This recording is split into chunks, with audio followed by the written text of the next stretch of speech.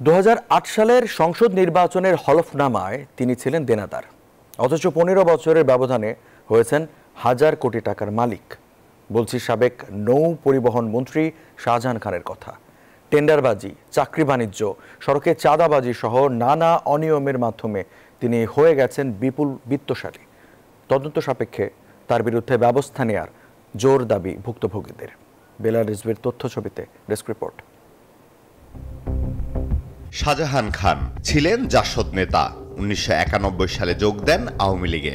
এরপর আর পেছনে ফিরে তাকাতে হয়নি। 2009 সালে আওয়ামী লীগ ক্ষমতায় আসার পরপরই পরিবহন খাতে অপ্রতিরোধ্য হয়ে ওঠেন শাহজাহান খান। 5 আগস্ট আওয়ামী লীগ সরকার পতনের আগ পর্যন্ত পরিবহন খাতে একচ্ছত্র প্রভাব ছিল তার। নিয়ন্ত্রণে ছিল মাদারীপুর জেলার বিভিন্ন প্রতিষ্ঠান।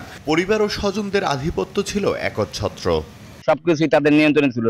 বড় মসজিদ, বণিক সমিতি, ব্যবসায়ী, চেম্বার অফ কমার্স, সবকিছু তাদের খানগেও নিয়ন্ত্রণে ছিল। এর আগে তাদের তেমন কোনো ধন সম্পত্তি বা অর্থ ছিল না। সে ছিল পুঁজিবাদের বিপক্ষে। যখন সে মন্ত্রী হয়ে গেল তখনই সে পুঁজিবাদের পক্ষে এসে গেল। স্বাস্থ্যকর অল টাইম হানিকম, সব সময় অল টাইম হেলদি লাইফ।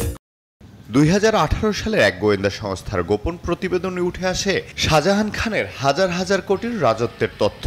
অথচ 2008 সালের নির্বাচনী হলফনামায় শাহজাহান খানের ঋণ ছিল 42 লাখ টাকা।